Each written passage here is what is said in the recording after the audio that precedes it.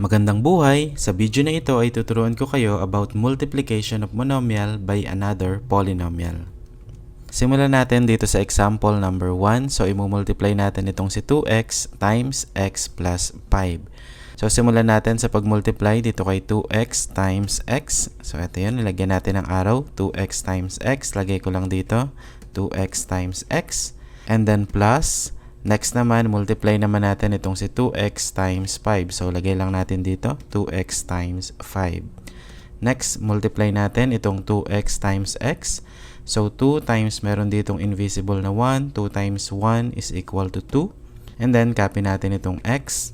Add natin yung exponent. So, meron ditong 1 plus another 1 na invisible. So, 1 plus 1 is equal to 2. And then, bring down natin itong plus. Multiply lang natin itong 2x times 5. So, 2 times 5, the answer is 10. And then, copy lang natin itong cx. So, ito na yung ating sagot sa example number 1. Example number 2, so multiply natin itong si 5x multiply by 3x squared plus 2x. So, first step, i-multiply lang natin itong 5x multiply by 3x squared. So, lagay lang natin 5x times 3x squared.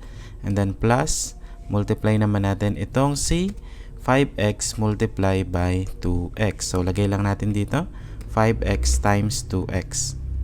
And then next, multiply natin itong 5x times 3x squared. So, simulan natin sa number.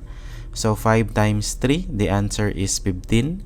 And then, copy natin itong x. Add natin yung exponent ni x. So, meron ditong 1 na invisible plus 2. 1 plus 2, ang magiging exponent ni x ay 3. Dahil 1 plus 2 is equal to 3. And then, bring down natin itong plus. Multiply naman natin itong 5x multiply by 2x. So, simulan natin sa number. 5 times 2 is equal to 10. Copy natin itong x. And then, add natin yung kanyang exponent. So, meron ditong invisible na 1 plus another invisible na 1. So, 1 plus 1 is equal to 2.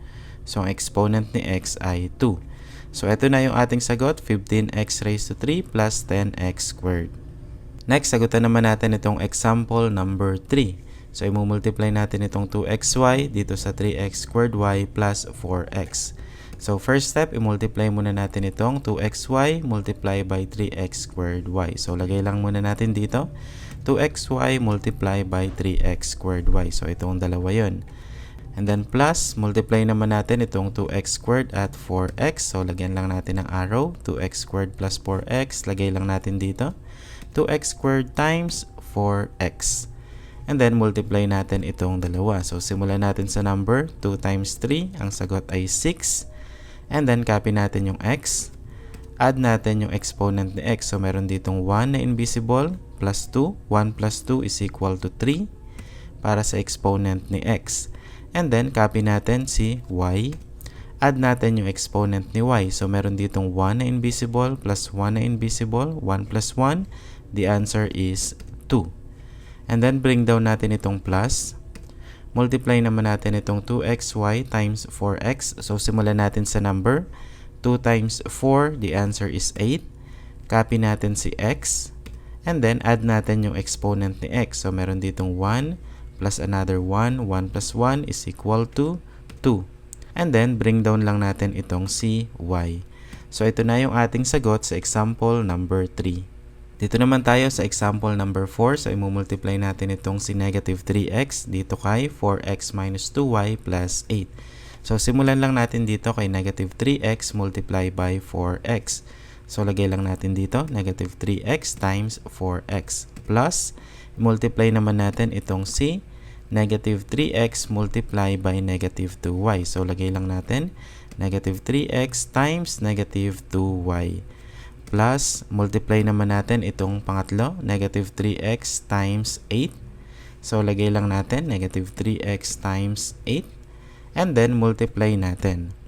So, simulan lang natin dito sa number, negative 3 times 4. The answer is 12. But since magkaiba yung sign, isang negative at isang positive, so ang sagot natin ay magiging negative.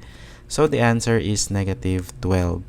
And then, copy lang natin si x. Add natin yung exponent ni x. So, meron ditong 1 plus another 1. So, 1 plus 1 is equal to 2. And then, multiply natin itong negative 3x times negative 2y. So, magmumultiply tayo ng dalawang negative, parehas ng sign. So, therefore, ang sagot natin dito ay positive. So, negative 3 times negative 2, the answer is positive 6. So, lagay lang natin, positive 6. And then, meron tayong ditong x. Wala namang x dito sa kabila. Meron ditong y. Wala namang y dito sa kabila.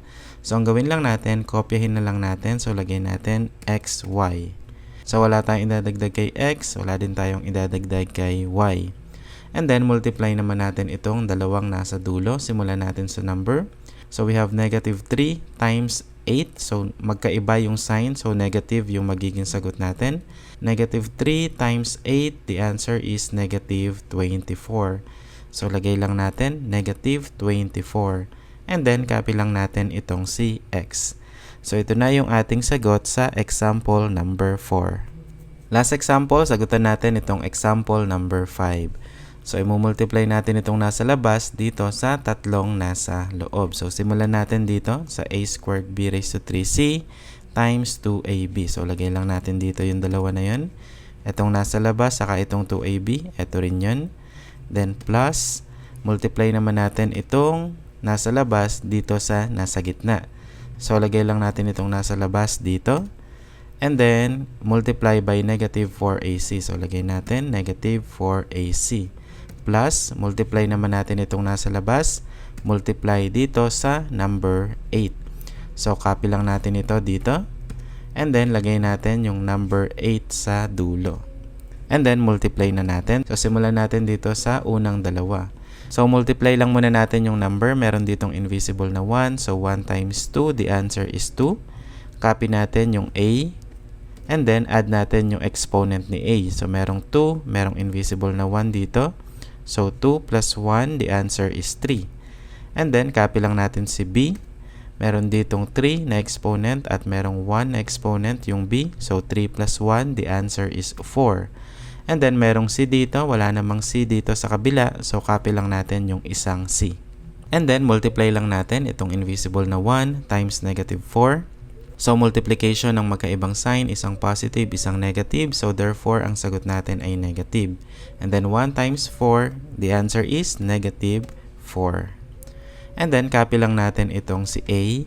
Add natin yung exponent ni a. So, meron ditong 2 plus 1. So, 2 plus 1, the answer is 3. Now, proceed tayo dito kay b. Wala namang b dito sa kabila. So, therefore, copy lang natin itong si b raised to 3. And then, copy natin si c.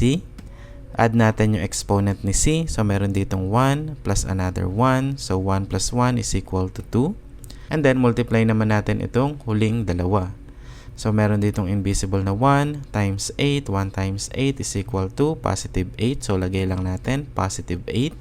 And then, wala namang mga variables na kasama si 8. So, therefore, kopyahin na lang natin itong a squared b raised to 3c dito sa kasama ni 8. So, ito na yung ating sagot sa example number 5.